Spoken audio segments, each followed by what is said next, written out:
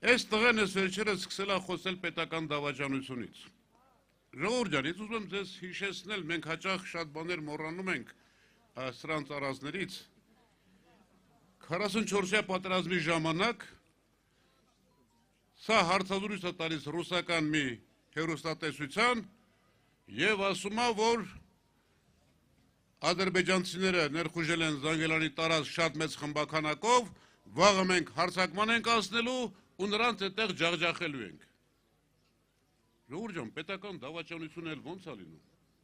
Ուղղակի թշնամուն ասում ես, որ ես վաղը գալու եմ քո հերն անիծեմ իբր թե, եւ բնականաբար այդ օպերացիան ձախողվում է եւ թշնամին դրանից հետո ներխուժում է արդեն մյուս տարածքներ։ Հիմա սա ինչ է, ժողովուրդ ջան։ Երկու տարբերակ կա։ Կամ այս մարդը իրական պետական դավաճանա թշնամուն ինֆորմացիա է տվել, կամ ապուշը։ Հիմա սա արդեն դատարանում կապացուցվի։ Եթե դավաճանա, հո մենք դավաճան չենք ընտրելու նորից մեր գլխին։ Եթե ապուշը, հո մենք ապուշ չենք, որ ապուշին նորից